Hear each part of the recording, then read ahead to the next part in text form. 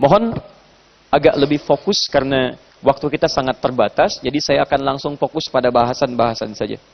Kemarin sudah kita bahas jenis-jenis sholatnya, sekarang kita akan bahas caranya, sifat sholat malam Nabi Sallallahu Alaihi Wasallam. Ada 3 hal yang akan kita bahas nanti pada topik ini. Hal pertama adalah terkait tentang cara penunaian salatnya, seperti apa cara salat malamnya Nabi sallallahu alaihi wasallam. Nabi tahajud, Anda tahajud, tapi apakah cara tahajud Anda sama dengan cara tahajud Nabi? Nabi tahajud, sahabat tahajud mendapatkan keutamaan tahajud. Anda tahajud tapi tidak dapat keutamaan tahajud, apa salahnya? Barangkali cara menunaikannya tidak seperti Nabi menuntun kita untuk menunaikannya. Ini yang bagian pertamanya. Bagian yang kedua, kita akan bahas nanti putar bacaannya. Apa yang dibaca oleh Nabi Sallallahu Alaihi Wasallam saat menunaikan salat malamnya. Kalau surat-surat apa yang dibaca Nabi? Kalau panjang sepanjang apa? Kalau pendek sependek apa? Seperti apa kemudian kita bisa terapkan itu dalam keseharian kita sekarang? Paham bagian kedua ini? Baik. Yang ketiga, tentang khusyuknya atau kekhusyuan salat Nabi Sallallahu Alaihi Wasallam. Seperti apa khusyuknya Nabi saat menunaikan salat? Apa dampak kekhusyuan itu bagi kondisi dan keadaan psikologis Nabi? Apa dampaknya pada pribadinya? Apa dampaknya pada aktivitas kegiatan dan setelahnya? Ya, nanti kita turunkan 3 hal ini dalam pembahasan kita siang ini. Semoga Allah memberikan kemudahan untuk mengurai dan memahami sehingga kita bisa praktekkan dalam ibadah malam kita insyaallah. Baik teman-teman sekalian, dalam bahasan ini akan kita uraikan terkait dengan 1, jumlah rakaat, cara ini. Berapa rakaat Nabi Sallallahu Alaihi Wasallam menunaikan salat malamnya? Karena yang kita bahas kebiasaan Nabi, kan? Baik. Kemudian nanti kita turunkan lagi, ini bahasan pertama. Dari bahasan ini akan turun ke turunan-turunan yang dimaksudkan. Saya turunkan dulu dalilnya supaya mudah untuk dipahami. Pertama, Quran surah ke-17 yang sudah Anda tuliskan tadi, ayat 79 sampai ayat 80 terkait dengan tahajud. Ambil satu contoh. Kedua, kita turunkan Quran surah ke-73 dari ayat 1 sampai ayat 20. Perhatikan, saya tuliskan sebentar antara ayat 1 sampai ayat 20. Saya tuliskan di sini ayat yang ke-6. Lalu saya berikan kotak di sini. Kalau saya kotaki seperti ini, artinya ayat ini langsung terkait dengan pembahasan poin-poin yang saya tuliskan. Jelas ya? Ayat 1 sampai ayat 20 di Quran surah 73 Al-Muzammil berbicara tentang salat malam. Dari 1 sampai 20 ini ada muqaddimah, motivasi bangun malam. Ada ajakan, dorongan salat malam. Di antara yang paling penting terkait dengan topik kita ini ada di ayat ke-6 dan ayat ke-20. Paham? Baik, teruskan. Kemudian, ini saya garisi, kita hadirkan ke hadisnya. Hadis-hadis yang terkait dengan bahasan kita. Karena kita akan belajar tentang kebiasaan Nabi, maka tidak ada sumber yang lain kecuali dari hadis atau riwayat lewat sirah yang disampaikan pada kita. 1, kita ambil hadis riwayat Muslim, nomor hadis 749. Anda boleh cek di kitabnya, kalau berbeda nomor tidak ada masalah. Nanti lihat cetakannya atau pola penomorannya. Dia ada penomoran menggunakan penomoran nanti Muhammad Fuad Abdul Baqi, ada penomoran dengan tarkim dauli, penomoran versi internasional yang per bab. Yang penting hadisnya Anda temukan. Kadang-kadang beda cetakan, bisa beda nomor. Ya? Tapi intinya, kalau Anda menggunakan yang standar, itu akan sama insyaAllah. Rawinya, periwayatnya, dari Ibnu Umar, Abdullah bin Umar, radhiyallahu ta'ala anhuma. Kemudian, selanjutnya, ambil hadis riwayat Al-Bukhari. Saya susun berdasarkan kepentingan pembahasan kita. Ya. Kalau riwayat sahihnya kita dahulukan Al-Bukhari, tapi kita urutkan berdasarkan kebutuhan topik kita. Nomor hadis 3569. Bisa didapati juga di nomor hadis 2008 sampai dengan 2010. Ini ditemukan juga dengan redaksi yang sama di hadis riwayat Muslim. Nomor hadis 738. Di nomor ini, riwayat hadisnya nanti kita akan bacakan, diterima dari istri Nabi SAW, Sayyidah Aisyah radhiyallahu ta'ala anha. Jadi yang menyampaikan informasinya, Sayyidah Aisyah. Geser ke sebelah sini, untuk saya turunkan. Kemudian, alternatif selanjutnya kita temukan di hadis, riwayat, HR, ini singkatan dari hadis riwayat Muslim. Kembali. Kita bisa ambil nomor hadis 764, 765, dan 767. Riwayat ini, salah satunya juga bisa kita temukan di hadis riwayat Abu Daud. Abu Daud nama aslinya Sulaiman dari Sijistan. Dikenal dengan Sulaiman Sijistani. Hafal 500.000 hadis. Bukan sekedar hafal, tapi lisan kan hadis. Bahkan hukum hadis. Kalau ditanya ini sahih, ini dhaif, ini hadisnya ini hadisnya itu. Sampai Ibnul Qayyim Al-Jauziyah rahimahullah mengatakan, kalau dulu ada Nabi Daud bisa melunakkan besi dengan tangannya, maka ini Abu Daud bisa melunakkan hadis dengan lisannya. Maka sejak itu populerlah dengan sebutan Abu Daud, Abu Daud, Abu Daud. Mengarang salah satu kitab hadis dengan sunan. Sunan itu artinya kitab hadis yang disusun berdasarkan bab fikih. Disebut dengan sunan namanya. Misalnya Anda ingin cari tentang kitab fikih, hadis-hadis fikih. Bagaimana cara sholat Nabi, cara puasa Nabi, cari kitab sunan. Sunan At-Tirmidzi, Sunan An-Nasai, misalnya Sunan Abu Daud, ya, dan seterusnya. Paham ya? Nanti ada jami, ada sunan, ada musnad, ada mu'jam, itu berbeda. Istilah ini mesti paham, karena tidak setiap sunan, dalam setiap bidang ilmu istilahnya sama, beda.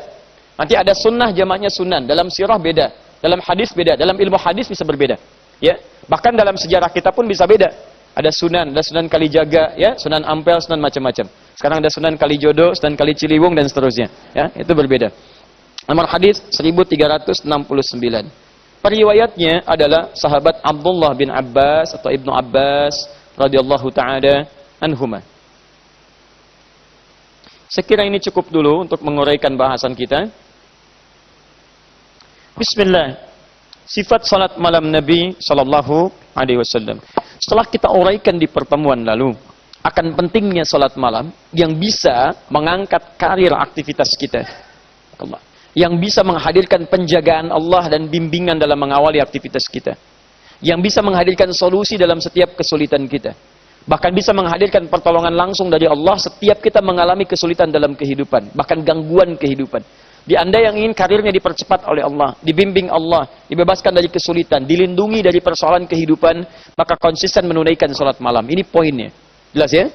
Daripada Anda mengejar hal yang tidak ada hubungan dengan hidup Anda, apa hubungan bola dengan membebaskan kesulitan Anda? Dengan menghadirkan solusi dalam kehidupan Anda. Paham ya? Maka kita lebih kejar hal yang bermanfaat dibandingkan dengan hal yang sia-sia. Sekarang setelah paham semua itu, bagaimana cara menunaikan salat malamnya? Saya agak cepat. Kita ambil pertama caranya dulu. Cara menunaikan salat malam dari sisi jumlah rakaatnya. Kita buka hadis riwayat Muslim, nomor hadis 749, riwayat Abdullah bin Umar, disingkat jadi Ibnu Umar radhiyallahu taala anhuma. Saya bacakan hadisnya dan tolong Anda fokus untuk memahaminya baik-baik. Baik, anin Nabi sallallahu alaihi wasallam, diriwayatkan dari Nabi sallallahu alaihi wasallam qala, beliau pernah menyampaikan, bimakna, perhatikan kalimatnya, salatul laili, salat malam itu. Masih ingat pelajaran kita tempo lalu? Kalau disebutkan salat malam bisa berarti qiyamul lail, bisa berarti tahajud, satu lagi apa? Witir. Baik, umumnya disebutkan pasti mencakup tiga hal ini. Salat malam itu, baik Anda tunaikan qiyamul lailnya, tahajudnya, atau Anda ingin gabungkan dengan witirnya, maka rumusnya kata Nabi, mathna mathna. Paling minimal, perhatikan cara memahaminya, cara menerjemahkannya. Paling minimal, tunaikan 2 rakaat. 2 rakaat, perhatikan. 2 rakaat, mathna. Please. Kalau ada bahasanya sekali, mathna saja, itu artinya 2. Jelas ya? Atau bisa yang kedua. Yang kedua. Mohon maaf, Ibu, tahan napas sebentar ya. Misal, ada Quran surah keempat An-Nisa, ayat yang ketiga. Seorang yang ingin kemudian menikah setelah satu istri, diambil yang kedua. Maka Quran mengatakan mathna yang kedua. Kalau 2 itu itsnin, jelas ya? Tapi kalau yang dua melengkapi yang pertama itu menggunakan mathna. Kalau tsani yang kedua. Hadza ibni tsani, ini anak saya yang kedua. Tapi kalau saya ingin katakan yang kedua ini melengkapi sifat yang pertama, maka saya katakan masna. Jangan senyum antum. Baik, tahan Bu ya. Saya nggak bahas jauh-jauh. Saya cuma bahas kalimat aja ya. Baik. Fokus sini, kita kembalikan lagi ke salat malam. Ya. Ibu rajin salat malam, insyaallah terbebas dari persoalan. Kembali ke sini. Masna artinya apa? Tunaikan salat malam itu bisa Anda lengkapi paling minimal 2 rakaat. Tapi kalau kalimat masnanya diulang, misal masna, masna, itu artinya terus lengkapi dengan 2, terus lengkapi dengan 2. Paham? Ini bukan cuma 2 sekali. Kata Nabi, salatul laili, salat malam itu tunaikan paling minimal masna, lengkapi 2 rakaat. Masna, lengkapi lagi 2 rakaat. Wa idza khasya ahadakumul fajr, dan jika Anda khawatir menunaikan 2 rakaat, 2 rakaat, 2 rakaat ini akan tiba cepat waktu fajar, di Anda sholat 2 rakaat, 2 rakaat, 2 rakaat sampai Anda mendekat kepada fajar. Ini fajar. Falyutir raka'atan wahidah, maka segera tutup dengan 1 rakaat. Segera tutup dengan 1 rakaat. Witir 1 rakaat. Kata Nabi, falyutir, maka segera tutup dengan witir 1 rakaat. Fokus, ini rumus pertama. Perhatikan baik-baik. Kata Nabi, tunaikan salat malam minimal 2 rakaat. Tambah lagi 2 rakaat. Tambah lagi 2 rakaat. Tapi jika Anda khawatir tiba-tiba fajar diduga akan segera datang, tutup dengan witir berapa rakaat? 1 rakaat. Baik. Sekarang kembalikan ingatan kita pada pertemuan di bulan lalu. Ingat baik-baik saat Nabi bangun malam. Masih ingat? Baik. Bangunnya kapan malamnya? 1:30. Baik, sudah ada jam di masa Nabi, luar biasa. Alhamdulillah ya. Baik. Bangunnya, lihat hadisnya, masih ingat kan sudah saya bagikan waktu kemarin itu. Beliau bangun di pertengahan malam lebih sedikit. Tengah malam lebih sedikit atau kurang sedikit. Terus kita konversi ke waktu kita sekarang seperti yang Ibu tadi sampaikan, kurang lebih sekitar 1:30 ya, 1:30 jam 2-an. Nabi bangun. Baik, teman-teman sekalian, kalau kita ambil waktu kita sekarang, subuh jam berapa? Lihat sini, jangan lihat ke samping kanan kiri. 4:30. 4 lewat. Ambil pasnya saja, ambil pas misalnya. Pas 4:30. Misal, pas ambil 4:30. Berarti turunkan ke sini untuk memahami dengan mudah. Fajarnya 4:30. Bangun jam berapa tadi? 1:30. Ada berapa jam dari sini ke sini? 3 jam. Apa mungkin sholat 3 jam cuma 2 rakaat? Tidak ya? Baik. Lihat baik-baik. Ini kalau bangunnya 1:30. Nabi, ahli surga, dekat dengan Allah, bangun 1:30. Misalnya kan, umatnya yang belum jelas surganya, bukan Nabi, apakah sama bangunnya dengan Nabi? Belum tentu. Tadi kan rumusnya, ya.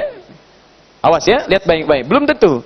Sekarang, bisa saja dia bangun, misalnya teman-teman sekalian, subuh jam 4:30, dia bangun misalnya jam 3:40. Bisa. Atau dia bangun jam 4, bisa. Taruhlah kemudian dia bangun jam 4, artinya berapa menit ke waktu subuh? 30 menit. Misal, lihat sini rumus cepatnya. Dia bangun jam 4, subuh jam 4:30. Dia masih punya 30 menit di sini. Masih ada kesempatan menunaikan sholatnya. Ada berapa menit? 30 menit. Saya mau tanya pada Bapak Ibu sekalian. Sholat itu kalau 2 rakaat, subuh misalnya, paling khusyuk berapa menit ditunaikan? 10. 5 lah. Baik. Taim. Ambil yang paling sedikit dulu, berapa menit misalnya? 5.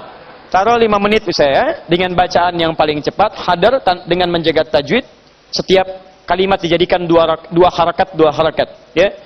Bismillahirrahmanirrahim. Alhamdulillahi rabbil alamin. Arrahmanirrahim. Maliki yaumiddin. 2 harakat, hadar namanya. Bisa mutawassit 4 harakat. Ya sekitar 2 detik. Alhamdulillahi rabbil alamin. Arrahmanirrahim. Maliki yaumiddin. Kalau paling panjang tiwal 6 harakat. Sekitar 3 detik. Alhamdulillahi rabbil alamin. Ar-Rahmanir-Rahim. Ambil yang paling pendek untuk mencapai 5 menit, agak cepat, dan suratnya surat pendek juga. Qul huwallah misalnya kan, dan An-Nas. Misal, Anda katakan 5 menit. Baik. Anda bangun jam 4, kan tidak langsung sholat. Tidak ada orang bangun langsung sholat. Kan? Amalan kita kan kemarin ada 4 sampai 5 tahapan. Anda duduk dulu, gitu kan? Kemudian hapus bekas ngantuk. Setelah itu baca surah. Setelah itu kemudian baca doa. Setelah itu pergi ke kamar mandi, berwudu dan seterusnya. Butuh berapa menit itu semua? Masa 10 menit luar biasa. Paling minimal pasti 15 menit. Karena ketika Anda duduk dalam keadaan tidak sadar, beda dengan duduk sadar. Orang duduk sadar, ketika dia duduk sadar, dia bisa mengontrol waktu. Tapi kalau orang duduknya tidak sadar, dia nggak bisa mengontrol waktu. Anda begini, begitu baru bangun, duduk. Bangun jam 4, tapi begitu melek 4.15. Bisa terjadi teman-teman sekalian. Ya, jadi saya kembalikan. Mohon bisa berputar lagi sebentar. Ya, karena nggak bisa putar sendiri. Balikin dulu, supaya saya mudah ini kan. Nanti saya kasih kode ya. Fokus sini, fokus. Jadi taruhlah kita ambil 20 menit dari mulai proses tadi sampai bangun. Artinya, ketika kita siap menunaikan sholat, di posisi sudah jam 4:20. 4:20. Dan kita paling cepat menunaikan 5 menit. Jadi ada 10 menit menuju kepada subuh. Dalam kasus ini, jika Anda masih ingin tetap menunaikan sholat, Anda masih bisa mempraktekkan rumus ini. Ya, masna, Anda tunaikan 2 rakaat. Setelah itu, fajar akan segera tiba. Kalau Anda kerjakan 2 rakaat lagi, masuklah fajar. Paham ya? Maka Anda tutup witir dengan 1 rakaat. Di malam itu, Anda bisa menunaikan sholat malam, 2 rakaat plus witir 1 rakaat. Paham sampai sini? Baik. Nah, sekarang kasus itu kita simpan. Kita ambil ke keadaan normal. Kembalikan kepada normal. Saya bangun. Nabi mengatakan, kebiasaan Nabi bangun kurang lebih setengah 2, jam 2. Subuh 4.30. Dan ini Nabi yang nyampaikan. Kalau Adi Hidayat yang nyampaikan, Anda boleh tidak percaya. Tapi kalau Nabi, ini tuntunan. Nggak ada celah bagi kita untuk menolak. Kata Nabi, rumus pertama, kalau Anda ingin sholat malam, tunaikan 2, 2, 2, 2. Kalau khawatir fajar akan segera tiba, tutup dengan 1 rakaat. Kalau ada orang mengatakan kalimat ini dari Nabi SAW, kemudian bangun jam sekian, subuh 4.30, kira-kira kalau 2 rakaat 5 menit, berapa rakaat yang ia tunaikan sampai mendekat kepada fajar? Orang sholat dari jam 2, sekali 2 rakaat 5 menit. Kemudian dia tunaikan ini sampai menjelang fajar. Berapa rakaat dia tunaikan? Singkatnya, banyak. Banyak rakaat. Artinya apa? Artinya dari kalimat ini, satu, ada kaidah jumlah rakaat dalam sholat malam. Dan ini semua ulama sepakat. Ingat baik-baik ya. Semua ulama sepakat. Ulama saja sepakat. Jadi kalau Anda yang bukan ulama beda, yang salah bukan ulamanya.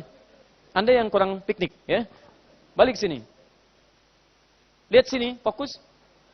Semua ulama sepakat menyimpulkan dari kalimat Nabi ini, bahwa jumlah rakaat sholat malam yang disampaikan oleh Nabi pada para sahabat tidak menunjukkan batas tertentu.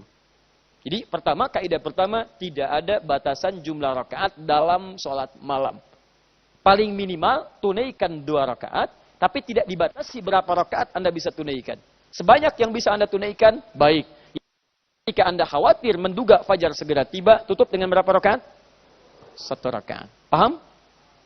Jadi 1, tidak ada batas spesifik untuk jumlah rakaat sholat malam, selain batas minimal yang 2 rakaat plus witir 1 rakaat. Jelas sampai sini? Baik. Jadi kalau sudah jelas, saya turunkan lagi. Belum selesai. Belum selesai. Ya Rasulullah, kami ingin tahu kebiasaan Nabi. Kalaupun beliau tidak mengatakan, tidak ada batas yang spesifik. Apakah Nabi kalau tidak ada batasnya itu, kemudian tidak bisa dilacak berapa rakaat beliau menunaikan dalam kebiasaan beliau? Karena walaupun tidak ada batas, saya ingin tahu kebiasaan Nabi berapa rakaat. Supaya saya bisa ikuti, supaya saya bisa teladani. Baik, sekarang kita lacak. Nabi menyampaikan kepada para sahabat, tidak ada batasnya untuk kemudahan umatnya. Sebab kalau Nabi tuntunkan langsung batasnya sekian, barangkali tidak semua umatnya bisa mengikuti seperti itu. Paham ya? Karena itu Nabi sampaikan terbuka, tapi kita lihat kebiasaan Nabi, berapa rakaat kemudian beliau tunaikan. Sekarang kita tanyakan dulu pada orang terdekat beliau, yang menemani beliau dalam kehidupan malamnya. Kan tidak semua sahabat ikut sholat malam bersama Nabi. Di antara yang paling bisa dilacak adalah keluarga Nabi, khususnya istri Nabi SAW. Kita tanyakan pada Sayyidah Aisyah radhiyallahu taala anha, apa kebiasaan Nabi saat sholat malam, dari sisi jumlah rakaatnya, berapa ditunaikan oleh beliau. Hadis riwayat Al-Bukhari, nomor hadis 3569, bisa dilacak juga dari Asbabul Wurudnya nomor hadis 2008 sampai 2010, ditemukan di hadis riwayat Sahih Muslim nomor hadis 738. Saya bacakan hadisnya. Saya percepat untuk memudahkan pemahaman kita. Satu kali 3 orang sahabat Nabi. Diduga satu, Abdullah bin Mas'ud radhiyallahu taala anhu. Kedua, sahabat Hudzaifah al-Yamani radhiyallahu taala anhu. Dan ketiga, sahabat Ubay bin Ka'ab radhiyallahu taala anhu. Mendatangi mereka kepada Sayyidah Aisyah radhiyallahu taala anha untuk bertanya tentang sifat salat malamnya Nabi sallallahu alaihi wasallam. Karena mereka ingin meniru seperti apa persisnya Nabi melakukan demikian. Di keutamaan para sahabat itu, kalau sudah mengetahui kebiasaan Nabi, itu yang konsisten dikerjakan selama hidupnya. Ya, sekalipun mereka melihat, itu yang mereka kerjakan. Kalau orang lain yang melihat, belum tentu mereka ikuti. Sekalipun dibenarkan oleh Nabi. Seperti misal, ya, Wa'il bin Hujur melihat Nabi sujud menggunakan lutut. Maka itu yang dipraktekkan. Sahabat Abu Hurairah melihat Nabi sujud turun menggunakan telapak tangan. Itu yang beliau praktekkan. Abu Hurairah mengetahui bahwa Nabi pernah sujud pakai lutut.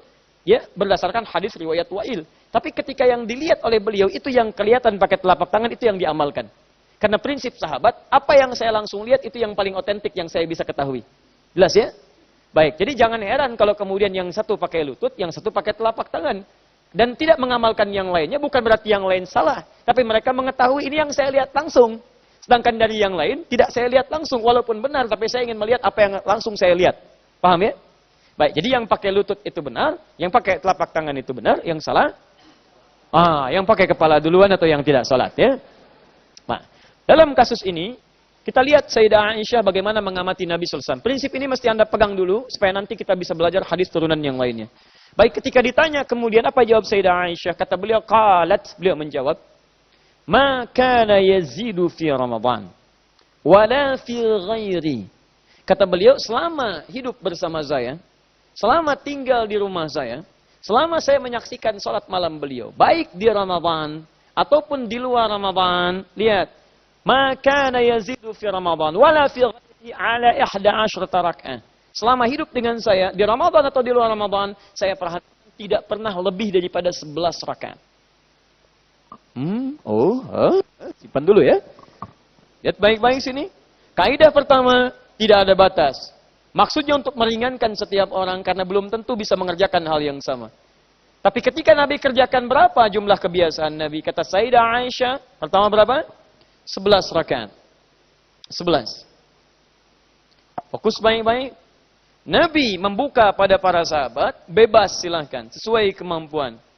Tapi ketika Nabi kerjakan sendiri, kata Sayyidah Aisyah, berapa rakaat? 11 rakaat. Baik di Ramadan atau di luar Ramadan. Baik. 11 rakaat ini, perhatikan caranya. Fokus baik-baik. Kata beliau, yusalli arba'an. Pertama, beliau tunaikan 4 rakaat dulu.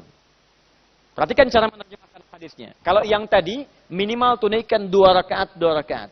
Di hadis ini kata Sayyidah Aisyah, yang ditunaikan oleh Nabi, beliau mengambil yang langsung 4 rakaat. Yusalli arba'an. Jadi Anda bisa tunaikan 2 rakaat, bisa juga tunaikan langsung 4 rakaat. Paham? 4 rakaat. Ini saya turunkan. 11 rakaat, rumusnya 4 dulu. La tas'al an husnihinna wa tulihinna. Tapi persoalan yang 4 ini, tolong jangan tanyakan pada saya bagaimana panjang dan bagusnya bacaan Nabi SAW dan khusyunya. Anda tahu dulu jumlahnya aja dulu, tapi jangan tanyakan bagaimana bacaannya. Jangan tanya panjang dan bagusnya. Sekarang fokus ke sini dulu, 4. Thumma yusalli arba'an. Kemudian sholat 4 rakaat lagi. Jadi 4 rakaat, salam plus 4 rakaat lagi. Berapa? 8. La tas'alan husnihinna wa dhulihinna. Jangan tanya juga bagaimana bagus dan panjang yang 4 ini. Thumma yusalli thalathan. Baru kemudian beliau tutup dengan sholat 3 rakaat. 4, 4, 3. Berapa jumlahnya?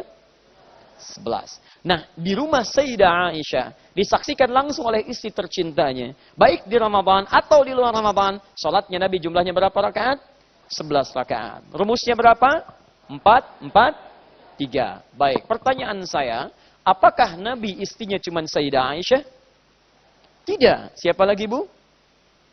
Ada Sayyidah Zainab. Ada Sayyidah siapa lagi? Saudah binti Zam'ah. Ada siapa lagi? Ada Sayyidah Maimunah radhiyallahu ta'ala anha dan yang lainnya. Sekarang kita lihat, kita ambil satu contoh lagi di tempat istri yang lain. Ketika Nabi sholat di rumahnya Sayyidah Aisyah, formulasinya ini. Bagaimana sholat beliau di tempat yang lainnya ketika bersama istri beliau yang lain radhiyallahu ta'ala anhunna jami'an. Kita ambil kesaksian sahabat kecil. Abdullah, anaknya Abbas, dikenal dengan Abdullah bin Abbas radhiyallahu ta'ala anhuma. Satu kali beliau sengaja menginap di rumah bibinya Sayyidah Maimunah, istri tercinta Nabi SAW, untuk mengetahui kebiasaan malam Nabi, termasuk sholat malamnya Nabi. Maka ketika menginap di rumahnya Sayyidah Maimunah, dirangkum di hadis riwayat Muslim, nomor yang telah saya tunjukkan, juga kemudian di Abu Daud, nomor hadis 1369, apa kesaksian dari teman-teman sekalian? Ini sudah pernah kita bahas. Beliau menunjukkan bagaimana cara Nabi bangun duduk dulu, mengusap kemudian bekas ngantuknya, membaca 10 ayat terakhir surah Ali Imran. Kemudian setelah itu beliau bacakan doa, teman-teman sekalian, lalu pergi kemudian untuk berwudu, masuk syinin mu'allaqah, ya, kemudian membersihkan diri dan berwudu, lalu setelah itu bersiap-siap menunaikan salat. Singkat cerita, Nabi salat, sahabat Abdullah bin Abbas di belakang Nabi mengikuti. Ketika ada di belakang Nabi, Nabi tahu beliau ada di belakang, beliau tarik Ibnu Abbas, kemudian hadir langsung di samping Nabi SAW di sisi kanannya. Jelas ya? Ini Ibnu Abbas di belakang, Nabi tarik, kemudian disejajarkan oleh Nabi. Salat berdua, makmum di samping imamnya. Ini dijadikan dalil oleh teman-teman kita, bahwa kebolehan, kata para ulama, salat yang makmumnya sejajar dengan imam jika dilakukan oleh dua orang. Jadi satu imam, satu makmum. Untuk laki-laki, posisinya boleh imam sejajar dengan makmum. Jelas ya? Imam sebelah kirinya, makmum sebelah kanannya. Paham sampai sini? Tapi hadisnya belum selesai. Awas, hati-hati. Jangan Anda gunakan potongan hadis ini untuk berdalil persoalan yang lain, sedangkan sisanya tidak Anda anggap. Teruskan dulu. Teruskan. Kemudian beliau katakan, Nabi kemudian menunaikan salat, lihat, 13 rak'ah. 13 rak'atan, 13 rakaat. Kata beliau, ketika saya menemani Nabi salat di rumahnya Sayyidah Maimunah, yusalli, beliau menunaikan salat, rak'atain. Thumma rak'atain, thumma rak'atain, thumma rak'atain, thumma rak'atain, thumma rak'atain, thumma yutir biwahidah. Beliau salat 13 rakaat. Saya hapus dulu yang ini.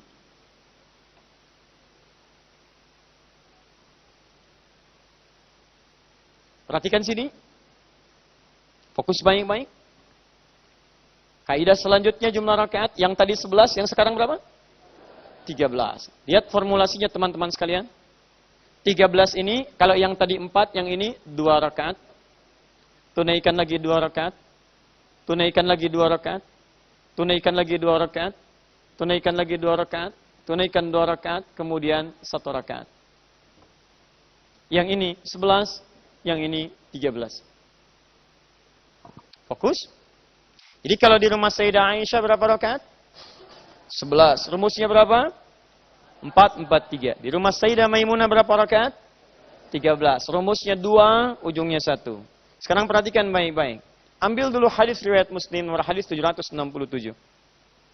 Dalam sebagian riwayat, dan ini sahih, ketika Ibnu Abbas radhiyallahu ta'ala anhu menerangkan 13 rakaat ini, ada riwayat menyebutkan bahwa 2 rakaat yang pertama, yang ini, saya kotaki, fokus. 2 rakaat yang ini, yang pertama, itu disebut oleh beliau 2 rakaat ringan pembuka. Namanya rak'ataini khafifataini. 2 rakaat ringan. Kalau kita warming up lah, ya, untuk menguatkan hati kita supaya siap-siap menunaikan salat intinya. Di 2 rakaat ini, ada riwayat lain menyebutkan bukan rakaat inti, tapi 2 rakaat pembuka. Jadi bilangan salatnya tetap 11 rakaat. Cuman dibuka untuk salat pemanasan supaya bisa menyesuaikan dengan keadaan saat salat. Untuk menambah kehusyuan.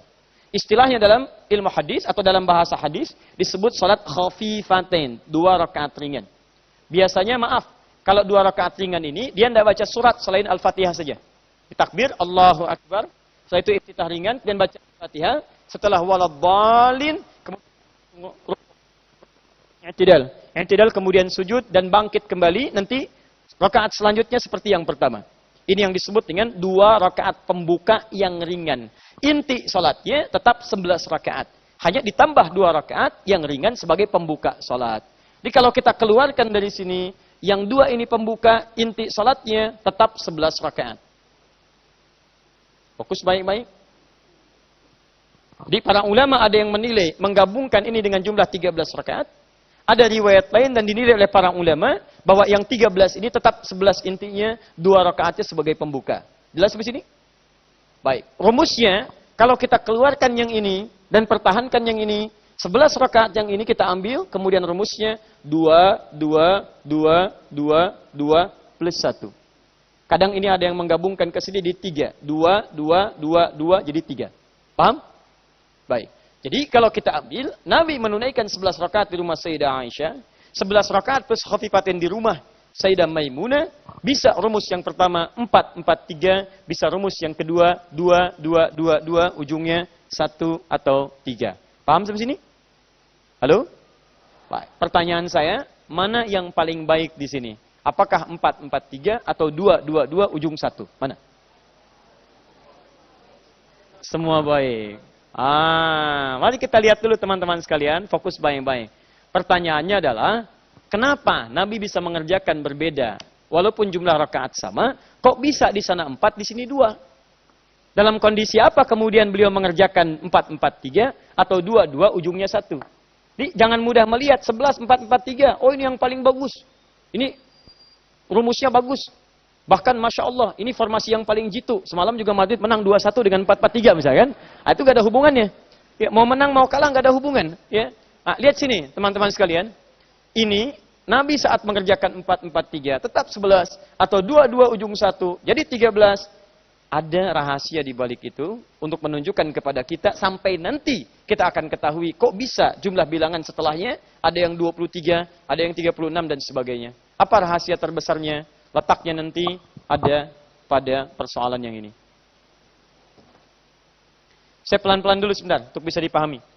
Saya tanya dulu, saya simpulkan. Berapa batasan salat malam? Berapa rakaat?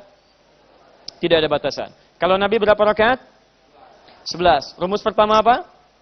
4-4-3. Rumus kedua apa? 2-2-2 ujungnya 1 dibuka dengan khafifatin. Sekarang fokus baik-baik. Lihat sini. Dari 11 rakaat ini, bagaimana cara baca Nabi dan menunaikan kekhusyuan dalam salat malamnya. Ini akan ada kaitan erat dengan memahami cara dalam jumlah rakaat. Nanti kita lihat pembahasan berikutnya. Fokus sebentar. Kembalikan ke hadis riwayat Al-Bukhari di nomor hadis 3569 tadi.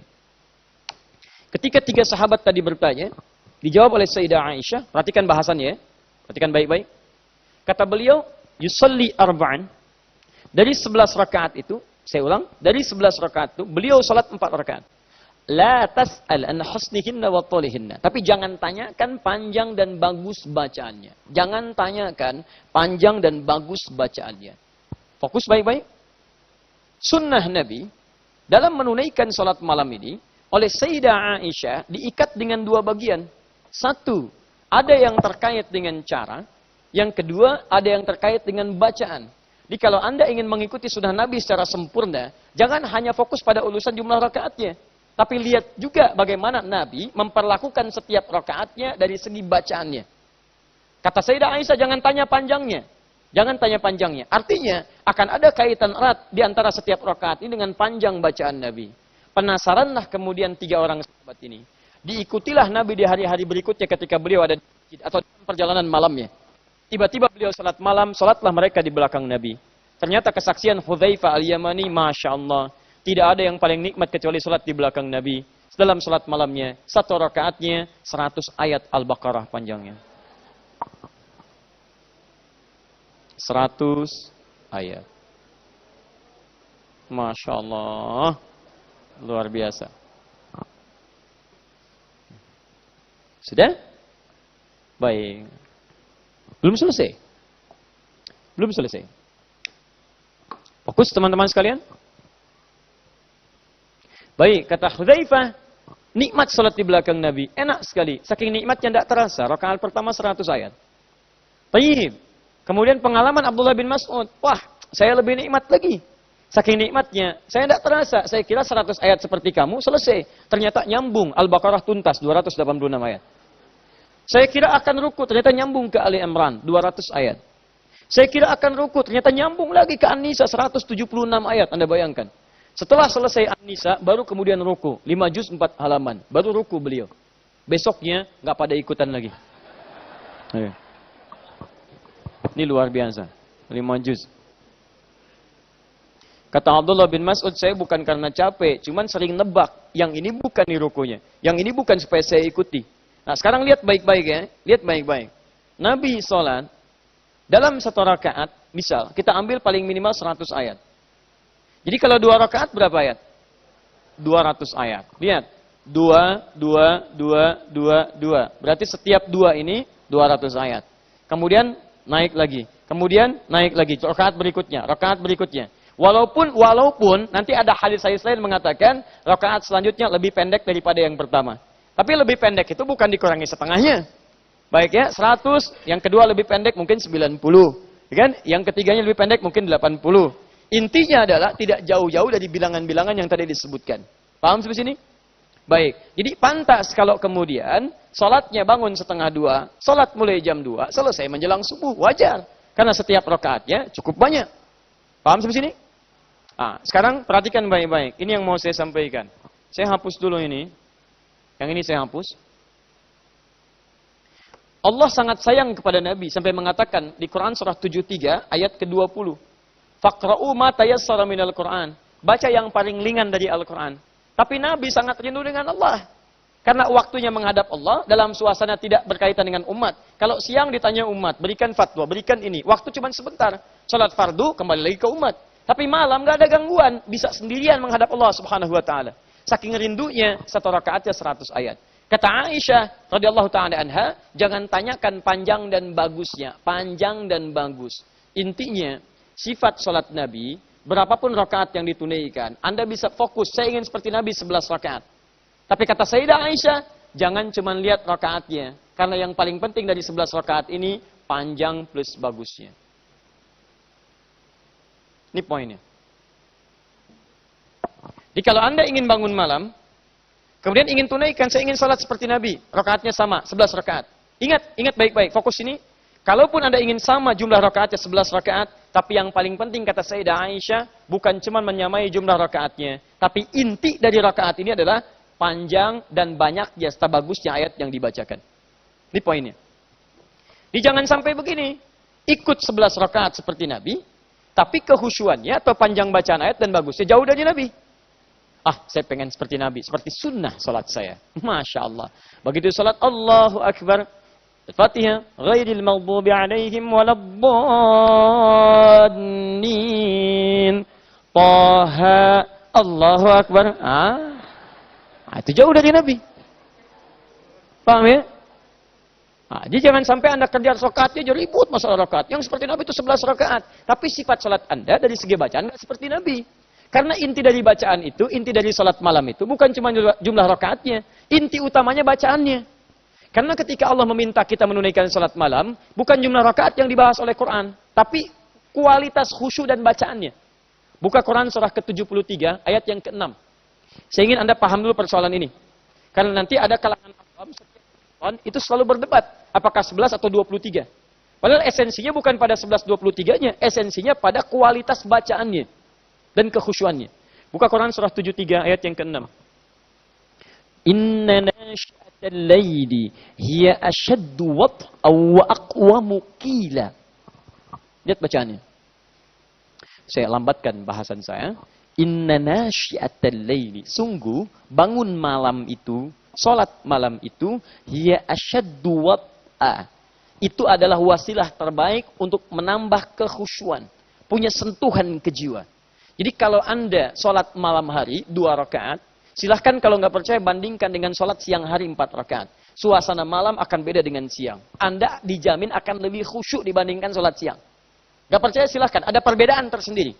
Tapi kalimat ini sekaligus memberikan isyarat bahwa yang penting dalam sholat malam itu pertama khusyuk, asyaddu wat'a.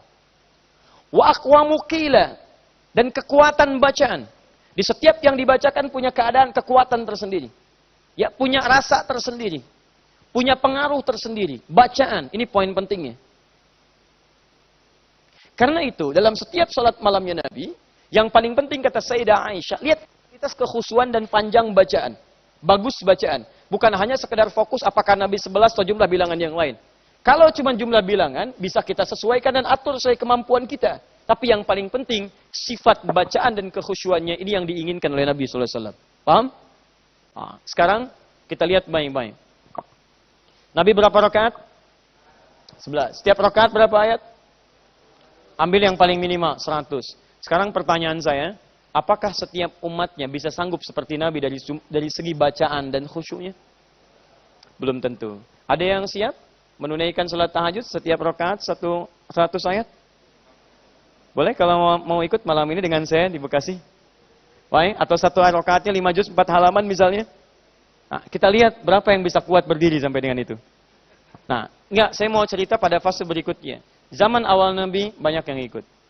Bahkan sepeninggal Nabi masih ada banyak sahabat yang kuat sampai salat malamnya itu bisa menghatamkan Quran. Anda buka kitabnya Imam An-Nawawi di At-Tibyan, fi Adab Hamalatil Quran. Lihat halaman 37 paling kanan sebelah atas, baris 1 sampai dengan 3. Di situ disebutkan bagaimana sahabat Uthman bin Affan, Abdurrahman bin Auf, Tamim Ad-Dari itu bisa salat malam sampai selesai khatam Quran. Tapi persoalannya, apakah generasi setelahnya memiliki kekuatan yang sama dengan generasi sebelumnya? Mari kita lihat ternyata sampai pada zamannya Abu Bakar As-Siddiq, Umar bin Khattab radhiyallahu taala anhu, itu kekuatan orang berdiri lama tidak seperti orang-orang sebelumnya. Islam semakin menyebar, semakin meluas, menjangkau daerah lain, keadaan yang lain yang tidak sama karakter dan kekuatan ibadahnya. Artinya apa? Tidak semua orang bisa sanggup berdiri dalam satu rakaat mendengarkan 100 ayat. Dari sinilah kemudian teman-teman sekalian, Umar bin Khattab radhiyallahu taala anhu kemudian mengamati keadaan orang-orang pada saat itu dan berusaha memberikan solusi.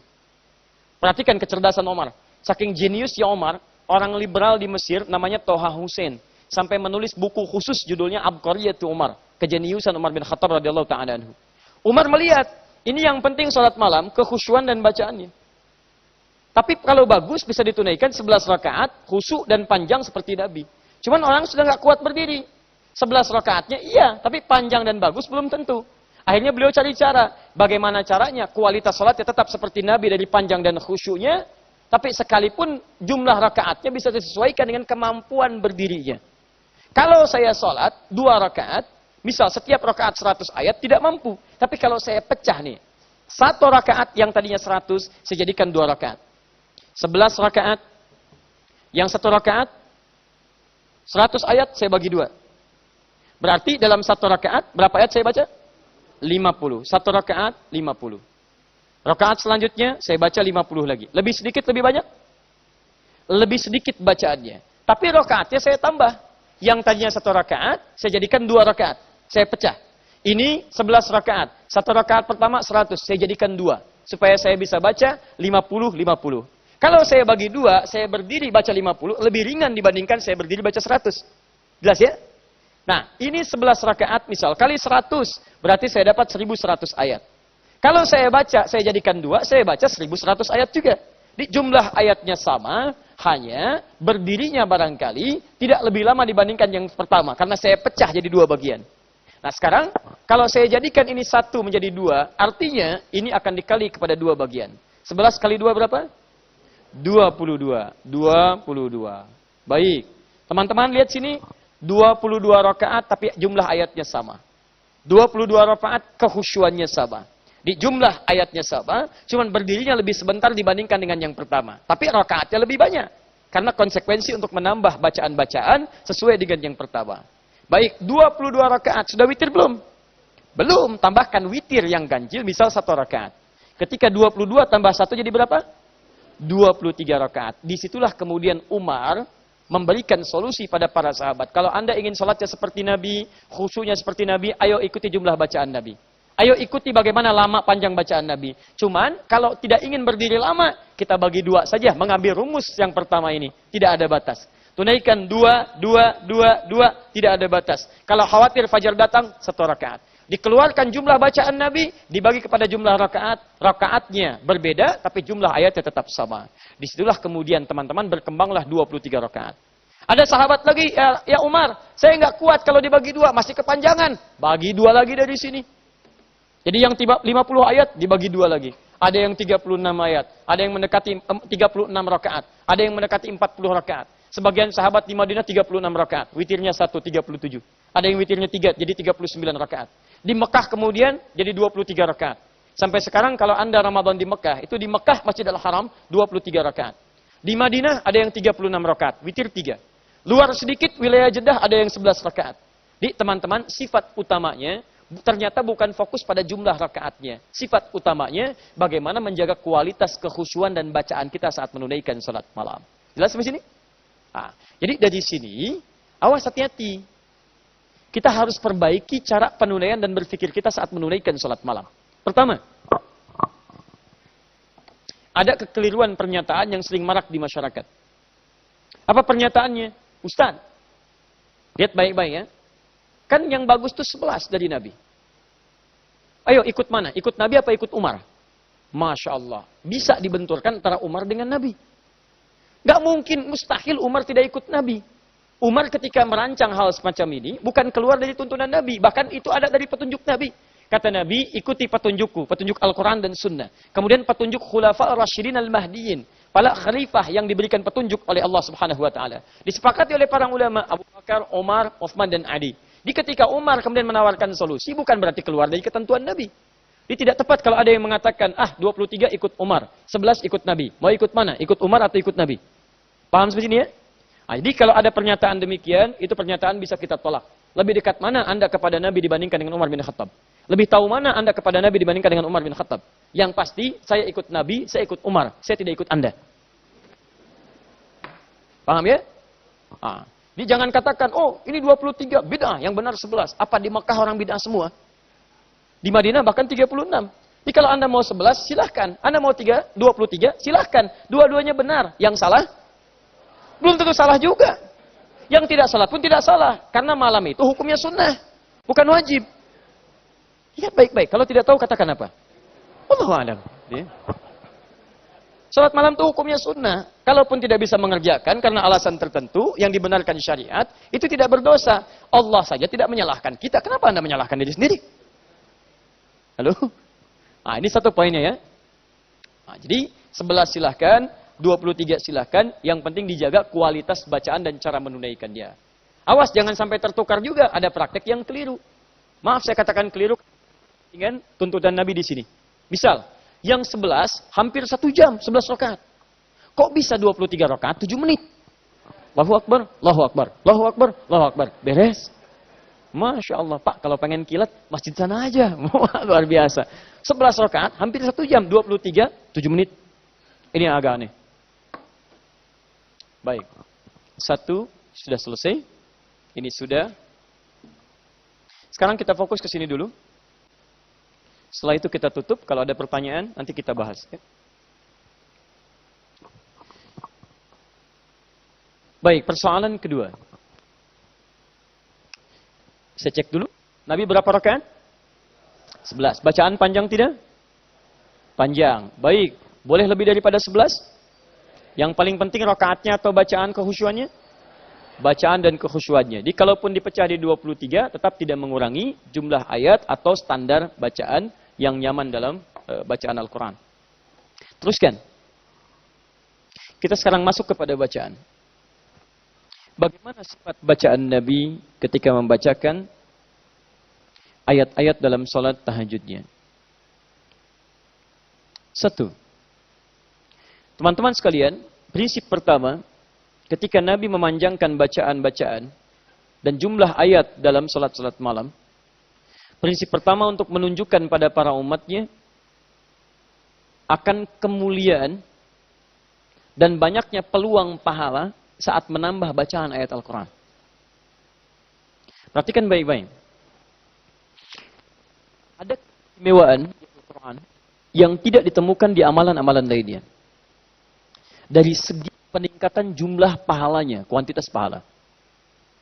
Kalau Anda mengerjakan kebaikan biasa di luar bacaan Al-Quran, standar pemberian pahalanya paling minimal 10. Man jaa bil hasanati falahu asyru amthaliha. Siapa yang mengerjakan satu kebaikan, maka minimal dapat 10. Anda menyingkirkan misalnya duri di jalan, atau daun pisang, dengan niat memberikan ketenangan pada orang lain supaya tidak terpeleset. Anda ambil, Anda simpan di tempat sampah. Begitu Anda ambil, Anda dapat 10 poin kebaikan. Dari pekerjaannya. Dari mulai melangkah, ngambil, nyimpan, pergi. 10. Jelas? Baik. Ada mushaf tercecer misalnya. Anda ambil. Begitu ambil, Anda simpan di tempatnya misalnya. Dari mulai ngambil, nyimpan, dapat 10 poin. Tapi baca Al-Quran tidak. Yang dilihat bukan cuma baca, melihat, buka. Tidak. Tapi setiap hurufnya. Bukan setiap ayat. Setiap hurufnya langsung 10 poin. Bukan ayatnya. Jadi kalau Anda baca ayat Quran, hitung aja berapa hurufnya. Begitu hurufnya itu dibacakan, sejumlah huruf itulah setiap hurufnya 10 kebaikan. Baik. Saya bacakan misalnya hadis Nabi SAW di At-Tirmidzi nomor hadis 2910. Fokus baik-baik. Man qara'a harfan min kitabillah falahu asyru hasanat. Siapa yang bisa baca satu huruf dari kitabullah Al-Quran, dia dapat 10 kebaikan. Satu hurufnya 10. Walam aqul alif lam mim harfun. Saya tidak katakan alif lam mim satu huruf. Walakin alifun harfun, lamun harfun, mimun harfun. Tapi alif satu huruf, lam satu huruf, mim satu huruf. Jadi kalau Anda bacakan alif lam mim, ada berapa huruf? 3 huruf. Dapat berapa? 30. Perhatikan baik-baik ya. 30. Ini Anda nilai sebagai 3 huruf. Kemudian kali 10. Jadi hasilnya adalah 30. 30 ini jangan hitungan kita. 1, 2 sampai 30. Tidak. Karena Anda mau ke masjid ini saja. Anda berangkat. Masjid ini nilainya 25 kebaikan Pak. Bu. Di hadis Muslim. Nilainya 25. 25 ini jarak 1 ke 2 500 tahun. 2 ke 3 500 tahun. 3 ke 4 500 tahun. Maka Anda bisa bayangkan setiap baca huruf Al-Quran 30 kebaikan berapa nilainya. Jangan hitung 1, 2, 3. Karena hitungan Allah dengan hitungan kita berbeda. Lain sifatnya. Nah maka semakin orang banyak bacakan ayat, semakin banyak peluang pahala dia dapatkan di situ. Persoalannya, bukankah dalam kehidupan kita, kenapa kita mesti baca banyak ayat? Persoalan terbesarnya, dalam kehidupan kita, kita tidak bisa menghindar dari maksiat. Saya mau tanya pada Anda, siapa yang tidak punya dosa sampai siang ini? Boleh angkat tangan. Saya pulang. Ada. Yang sedikit dosanya yang boleh angkat tangan. Yang banyak. Tuh, saking banyaknya, kita nggak bisa ngangkat sama kayak saya. Artinya apa? Ini unik, cita-cita masuk surga. Surganya surga Firdaus. Bersanding bersama Nabi, tapi tahu banyak dosa. Bagaimana kita bisa masuk surga kalau saat bersamaan dosa masih banyak didapatkan? Nah, cara paling bagusnya, setiap yang kotor kan harus dibersihkan. Ini gelas, teman-teman sekalian, isinya kotor. Saya harus bersihkan supaya jadi bersih. Maaf, Anda ingin ke surga. Saat syarat ke surga itu, ada pahala. Ini poinnya. Sementara dosa terkumpul. Jadi kalau Anda ingin masuk ke dalam surga, cara paling cepat, Anda harus gugurkan dosa ini dengan memperbanyak pahala. Karena rumusnya setiap ada pahala, ditimbang, dosa gugur. Bisa, dosa 50, pahala 75. Maka ketika ditimbang saat hisab, ini akan menutup yang dosa ini. Ini sudah rumus. Datang maksiat 50, pahala 75, tutup yang ini. Jadi sisa 25. Semakin banyak amal solehnya, ini amal salahnya. Amal soleh melahirkan pahala, amal salah melahirkan dosa. Ditimbang di akhirat. Oh, banyak amal soleh 25, surga. Amal salah banyak, 75. Amal soleh sedikit, 74. Ketika ditimbang, ini masih sisa 1. Neraka dulu, untuk menghilangkan yang 1 ini. Hapus, baru masuk kemudian ke dalam surga. Nah sekarang persoalannya, Anda yakin banyak dosanya. Tapi Anda juga tidak yakin banyak pahalanya. Bagaimana kemudian Anda bisa mewujudkan cita-cita Anda masuk surga? Cara paling cepat rumus dari Nabi, Anda mesti mencari amalan yang saat dikerjakan pahala melimpah. Itu prinsip ekonomi. Modal paling sedikit, keuntungan sebanyak-banyaknya. Anda mesti cari amalan begitu. Makanya dalam rumus ibadah itu ada 2. Namanya ada sedekah jariyah, ada sedekah tsabitah. Sedekah jariyah itu sedekah adalah amalan yang saat dikerjakan pahala melimpah. Bahkan Anda meninggal, pahala masih ada. Sedekah tsabitah, pahala tetap. Begitu dikerjakan, seketika aja jumlahnya. Anda meninggal pun gak datang lagi. Makanya kalau Anda punya modal sekecil apapun, berusaha mencari amalan yang pahalanya sebanyak apapun. Salah satunya, baca Al-Quran. Karena ketika baca Quran, setiap hurufnya bisa bernilai. Dan hampir tidak ada, dan mustahil orang baca Quran cuma 1 huruf. Gak ada. Nun. 10, Masya Allah. Maksiat hilang hari ini 10. Oh, luar. Dihitung sama dia. Bismillahirrahmanirrahim 19 huruf. Berapa banyak Anda kumpulkan? Apalagi kalau Anda, perhatikan ya, ini saya punya rahasia hari ini, saya bagi di antara kita aja. Lihat sini. Baik. Ya. Teman-teman fokus ini, lihat baik-baik. Fokus ya, teman-teman sekalian. Ada cara membaca pahala. Ada rumusnya. Biasanya kita kalau hitung-hitungan menggunakan rumus eksak. Dalam Quran itu dibagi 2. Ada rumus penghitung, ada rumus yang nggak pernah berhitung. Jadi kalau ada orang berhitung pahala, maka dia akan diberikan sesuai dengan hitungannya. Tapi kalau dia tidak pernah berhitung, maka Allah akan berikan kepadanya tanpa hitungan. Ada rumusnya di Quran, misal surah kedua ayat 261. Nanti saya contohkan pada Anda. Paling kiri sebelah atas. Pernah dengar rumus ini? Kalau ada orang infak, satu poinnya nilainya berapa? 700 ya? Pernah dengar? Baik, jadi kalau saya infak 1.000 rupiah, nilainya berapa? Kali 700, 700 ribu. Dari mana rumus ayatnya? Perhatikan. Ini rumus baru sepotong, akhirnya belum dibaca. Mathalul ladzina yunfiquna amwalahum fi sabilillah kamathali habbah ambatat sab'a sanabila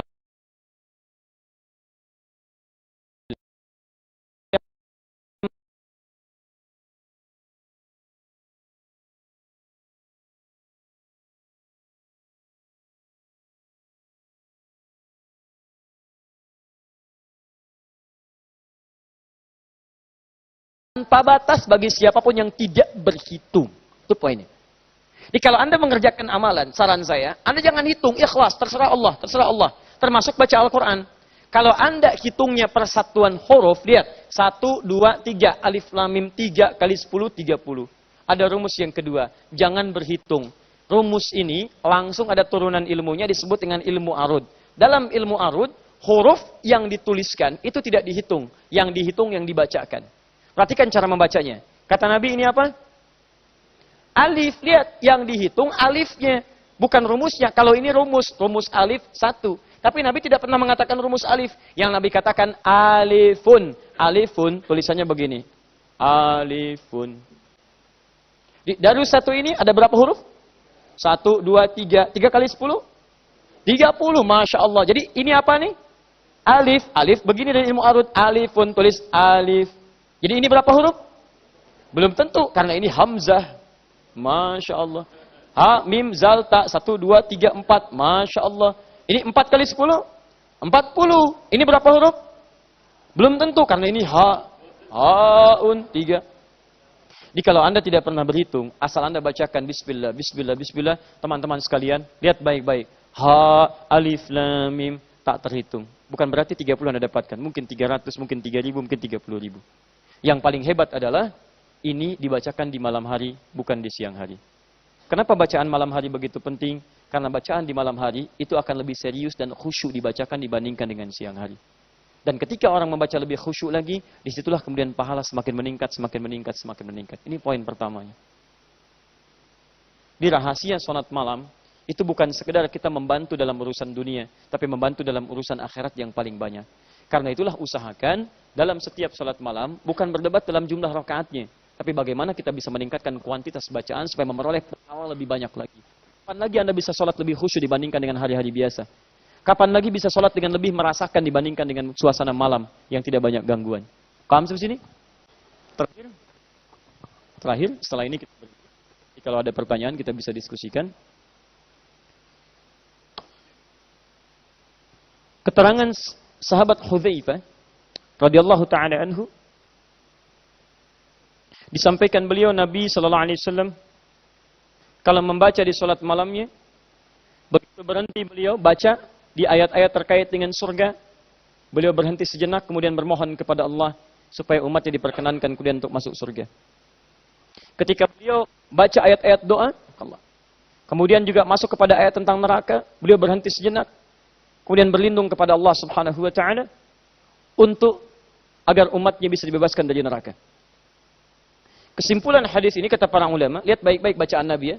Jadi beliau itu tidak baca langsung baca alif lam mim ayat 20 ya kadul barku, tidak. Begitu masuk kepada ayat-ayat misal terkait dengan doa, berhenti sejenak, merasakan tentang doanya. Kalau terkait dengan surga, berhenti sejenak, bermohon mendapatkan kenikmatannya bagi para umatnya. Masuk kepada ayat neraka, berhenti sejenak, bermohon supaya Allah membebaskan umatnya dari neraka. Minta.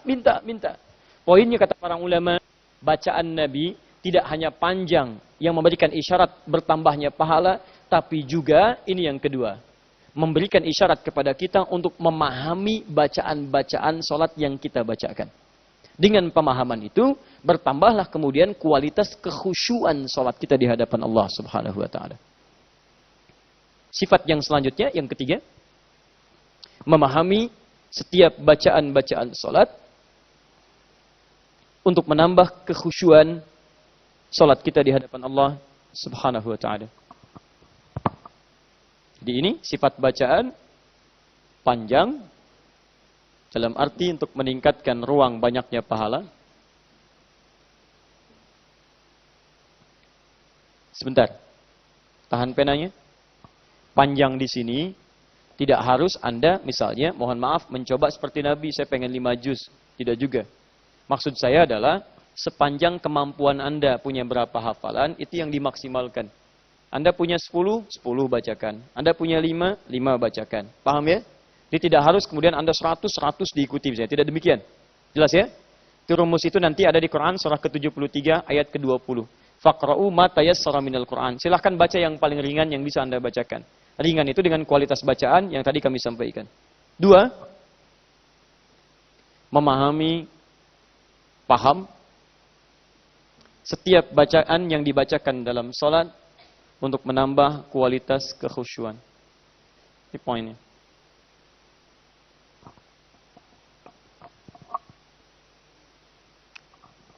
Fokus. Buka Quran surah ke-29 ayat 45. Ada? Taim.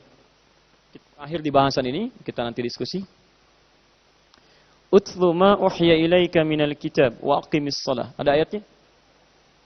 Baik, teman-teman yang punya mushaf, tolong dilihat ayatnya baik-baik. Utlu ma uhya ilaika kitab. Di situ utlu diterjemahkan apa? Bacalah. Setiap Anda yang punya mushaf, saya punya keyakinan terjemahannya pasti bacalah. Bacalah, bacalah, bacalah. Sekarang buka Quran surah 96 ayat pertama. Quran surah ke-96 Al-Alaq ayat pertama. Iqra, wahyu pertama. Iqra bismi rabbikal ladzi khalaq. Di situ Iqra diterjemahkan apa? Bacalah. Kenapa bisa ada 2 redaksi berbeda? 2 kalimat yang tidak sama, terjemahannya bisa sama. 1 bacalah, 2 bacalah. Sama Anda baca misalnya besok di hari Jumat. Ada ayat Jumatan, Quran surah ke-62 ayat 9.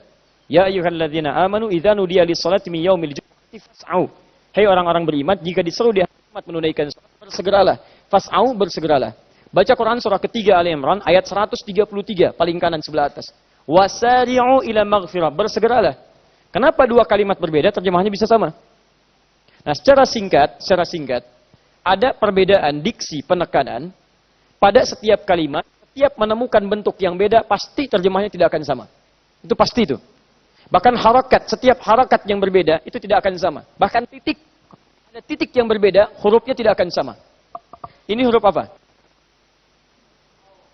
Fa. Ini apa? Kalau saya hilangkan semuanya, wow. Jadi setiap titik akan berpengaruh. Bahkan setiap harokat bisa beda. Ini kalimatnya beda, tidak akan sama maknanya. Perhatikan baik-baik ya. Di awal masa turunnya wahyu, kalimatnya ikra, ikra. Dalam bahasa Arab, kata ikra, ikra, itu artinya sekedar baca tanpa menuntut pemahaman. Baca saja. Yang penting silahkan baca. Mau paham, mau tidak, yang penting baca. Asalnya dari kata kira'ah. Kira'ah. Orangnya disebut qari, qari yang baca. Ya qari'ul Quran, pembaca Quran. Apa setiap yang baca Quran paham isi Quran? Belum tentu. Silakan tanyakan pada diri Anda, berapa kali hatam Quran? Pertanyaan saya, dari sekian hatam itu, berapa di antara yang dipahami di ayat Quran yang dihatamkan? Belum tentu paham isinya. Itu namanya ikra. Setiap baca dapat pahalanya. Tapi kalau kalimatnya sudah pindah kepada utslu, ketika Allah memudahkan bacaan Nabi, sudah ada, dikuasai, didapatkan dalam jiwa Nabi, pindah kalimatnya dari ikra jadi utslu. Utslu dari kata tilawah asalnya. Tilawah. Punya 3 arti. 1 baca, 2 pahami, 3 amalkan. Nah persoalannya, perhatikan, kalau Anda baca Quran dengan bacaan seperti ini, itu kita bisa lebih dalam pemaknaannya. Persoalannya, ketika Anda menunaikan sholat, sebelum sholat ada perintah baca. Bacanya menggunakan kata utslu, bukan ikra. Silahkan cek, perintah dengan kata utslu. Quran surah ke-29 ayat 45. Utslu ma uhya ilaika minal kitab. Sebelum sholat, pelajari dulu. Baca, pahami, bukan cuma baca, karena kalimatnya menggunakan tilawah. Utslu ma uhya ilaika minal kitab. Baca, pahami apa yang kemudian telah diwahyukan pada Muhammad dari ketentuan Alkitab. Tentang sholat. Dari bacaan sholat, dari mulai takbir. Apalagi kalau tadi ma uhya ilaika minal kitab, Al-Quran. Dari Al-Fatihah sampai dengan An-Nas. Wa aqimis shalah, setelah paham bacaan itu, tunaikan salat. Innas salata tanha 'anil fahsya'i wal munkar. Salat yang dipahami bacaannya itu akan lebih menambah kehusyuan sehingga hasilnya bisa mencegah kita dari perbuatan keji dan mungkar. Nah, teman-teman sekalian, Quran meminta kita setiap kali salat usahakan bacaan-bacaan salat kita itu dengan tilawah, bukan hanya dengan qiraah. Baca, pahami, amalkan. Paham. Ini yang dikerjakan Nabi dalam salat malamnya. Dalam setiap salatnya, terkhusus salat malamnya. Karena bahasan kita tentang salat malam.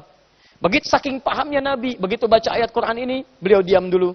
Kalau tentang surga memohon, kalau tentang neraka minta dibebaskan umatnya, demikian seterusnya. Sehingga kualitas salatnya itu lebih meningkat. Anda kalau gak percaya, silahkan ya. Misal, mulai hari ini, Anda petakan setiap bacaan salat. Takbir ada bacaannya. Iftitah ada bacaannya.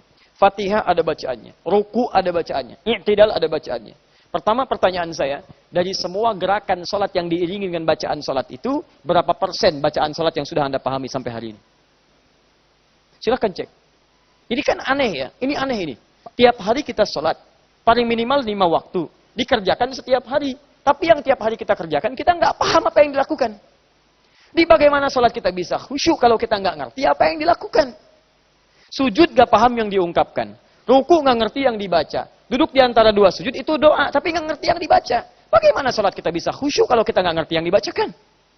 Anda urusan dunia sampai ngerti. Bahkan Allahu Akbar, mengendarai mobil saya sampai dibaca dulu sampai paham. Ini caranya, ini begini. Handphone Anda sampai dipelajari dulu petunjuknya. Ini begini, feature-nya seperti ini, gunakannya begini, kamera begini. Kalau selfie pijit ini yang balik. Kalau foto orang lain begini, kalau landscape seperti ini, dipahami. Dan persoalannya, urusan dunia tidak akan dibawa pulang ke akhirat. Kalau untuk yang sementara Anda begitu serius, kenapa yang urusan akhirat kita tidak serius kita di situ? Nah, ini poin pertamanya teman-teman sekalian, jangan-jangan selama ini kita sholat tapi nggak ngerti yang kita bacakan. Karena itu, saran saya, setiap kita mau sholat, misal setiap hari kita punya mata pelajaran, bagi-bagi. Hari ini saya mau ngerti bacaan takbir saya dulu, takbir. Apa artinya Allahu Akbar? Bukan cuma Allah Maha Besar. Karena saat Anda sholat, 3 yang bekerja kalau ingin khusyuk. 1 lisan yang bicara, 2 pikiran menerjemahkan, 3 hati yang meresapi. Di begitu tangan Anda bergerak, lisan Anda mengucapkan Allahu Akbar, pikiran menerjemahkan Allah Maha Besar. Hati Anda meresapi, ya Allah saya ikrarkan Engkau yang Maha Besar. Saya mohon ampun ya Allah. Setiap hari kadang saya merasa besar dibandingkan orang lain. Sombong pada orang lain. Merasa hebat, angkuh pada yang lain. Merasa benar sendiri. Ketika Anda punya perasaan seperti itu, maka kualitas sholat Anda akan terjaga dengan baik di sini. Ini poinnya. Apalagi sholat malam. Ya, silahkan cek. Begitu Anda bangun malam, saya tutup. Anda bangun malam, lalu Anda bacakan doa iftitah misalnya. Allahumma ba'id baini wa baina khatayaya, kama ba'adta bainal masyriqi wal maghrib. Ya Allah, saya mohon ya Rabb, ba'id baini wa baina khatayaya. Saya mengaku ya Allah, khotoya salah. Tambah ya kecil, ngaku saya salah. Di khatayaya itu saya mengakui saya banyak salah. Cara menerjemahkannya, ya Allah, saya mengakui di malam ini, ya Allah, saya banyak salah. Saya banyak salah, ya Allah. Tapi saya mohon kepadamu, ya Rabb. Tolong ampuni saya. Ba'id baini wa baina khatayaya. Jauhkan saya dengan kesalahan saya, ya Allah. Sejauh-jauhnya saya tidak ingin lihat. Seperti engkau pisahkan timur dan barat yang tidak pernah bertemu. Saya ingin terpisah dari kesalahan saya, ya Allah. Ampuni saya. Allahumma naqqini minal khataya kama yunaqqat thawbul abyadu minad danas. Ya Allah, saya ingin hidup dalam keadaan bersih dari dosa, ya Allah. Bersihkan saya dari dosa. Seperti pakaian putih dibersihkan dari noda. Allahumma ghsilni bil ma'i wal thalji wal barat. Allah, jika air biasa belum mampu membersihkan dosa saya ikhlas kalaupun dibersihkan dengan air ataupun air yang sangat dingin. Yang penting kau ampuni dosa saya. Ketika Anda menyebutkan dosa itu, Anda bayangkan bagaimana lisan Anda membuat ibu Anda menangis. Tangan Anda menyakiti orang jahat. Tangan Anda buruk pada orang lain dan Anda tangisi diri Anda di situ. Begitu Anda menangisi dosa Anda, jatuh air mata Anda, silahkan rasakan. Keadaan salat tidak ada yang paling indah kecuali di malam itu. Yang paling hebat ketika Anda tobat diterima, begitu Anda sujud, Anda meninggal pada saat itu. Tobat diterima, sujud diterima, dan jadi amalan bagi Anda. Dosa dihilangkan, sujud jadi pahala. Dan ketika dosa diampuni semuanya, habis dosa Anda. Sujud, pertama kalinya Anda sujud pada saat itu, itulah pahala Anda pada saat itu. Jadi, yang luar biasa, Anda pernah berbuat banyak. Kerjakan ini, kerjakan itu. Begitu Anda tobat, hapus dosanya. 0. Begitu Anda sujud, meninggal, sujud dia dapat pahala. Disinilah pahala Anda. Dosa tidak ada, amal salah, amal solehnya muncul. Surga bagi Anda, teman-teman. Ada seorang punya banyak salah, dia tobat. Begitu dia tobat, dia istighfar, dia syahadat di hadapan Nabi. Setelah syahadat, dia naik ke untanya. Begitu naik unta, unta kepleset, untanya mati, dia meninggal. Kata Nabi, ini keimanan yang paling bagus. Modal sedikit, keuntungan banyak. Masya Allah. Mau begitu? Nanti asar ya. Ntar lagi. Itu pun kalau meninggal. Kalau tidak kita nggak punya pilihan. Ya. Jadi saya simpulkan dari sini. Kesimpulannya saya agak cepat. Sifat salat malam ini. Pertama dari segi jumlah rakaat. Nabi tidak memberikan batasan. Sekalipun kebiasaan Nabi menunaikan 11 rakaat. Jadi kalau kita ingin tiru Nabi dari jumlah rakaatnya, maka boleh kita tunaikan sejumlah 11 rakaat. Sah ditunaikan. Tapi kalau Anda pun melebihi 11 rakaat, itu artinya Anda meniru Nabi dari ucapannya. Karena Nabi mengatakan, silahkan tunaikan tanpa batasan. Kalau fajar mau tiba, tunaikan 1 rakaat. Jadi dua-duanya mengikuti sunnah Nabi. Paham sampai sini? Nah, kesimpulan kedua, baik yang mengerjakan 11 atau lebih daripada 11, yang paling utama adalah sifat dari segi kekhusyuan, bacaan, dan penunaiannya. Jadi kalaupun Anda tunaikan 11 rakaat atau lebih, usahakan untuk memperbanyak bacaan ayat Al-Quran, karena semakin banyak dibacakan, semakin banyak pahala bisa diraih. Semakin banyak pahala bisa diraih, semakin banyak peluang menutup kesalahan yang pernah dikerjakan. Semakin kesalahan tertutup, semakin kecil dosa, semakin besar peluang untuk masuk ke dalam surga. 3. Syarat tahajud ini dan salat malam sekaligus memberikan isyarat agar kita senantiasa berusaha memahami setiap ibadah yang kita kerjakan. Terkhusus salat-salat kita. Maka Nabi memberikan isyarat pada kita dalam kegiatan salat malam ini, agar supaya salat-salat kita diusahakan dipahami setiap bacaannya, supaya meningkat dan berpengaruh pada kualitas kehusyuan kita saat menunaikan salat. Maka mulai hari ini, silahkan petakan setiap gerakan salat, dan tidak usah terlalu muluk-muluk setiap hari, ambil setiap satu gerakan. Misalnya hari ini, takbir dulu, sampai paham betul. Besok, iftitah. Besoknya lagi, Al-Fatihah. Besoknya lagi, setiap surat yang akan kita baca. Besoknya lagi, bacaan ruku. Pahami sampai mengerti betul. Rasakan saat membacanya. Besoknya lagi, i'tidal. Demi Allah saya katakan, kalau konsisten belajar Anda begini, dalam sebulan, kita bisa memahami semua gerakan dan bacaan salat, dan Anda akan lihat, akan terjadi perbedaan dalam salat Anda. Kalau tidak percaya, silahkan. Akan ada perbedaan dalam kualitas dan keadaan salat kita. Itulah kesimpulan dari salat malamnya Nabi SAW. Kita belum selesai dari bab ini, karena nanti setelah Nabi salat, amalan apa yang dikerjakan oleh Nabi SAW. Subhanakallahumma bihamdika asyhadu an la ilaha illa anta astaghfiruka wa atubu ilaik. Wa akhiru da'wana alhamdulillahi rabbil alamin. Al'afu minkum. Assalamualaikum warahmatullahi wabarakatuh.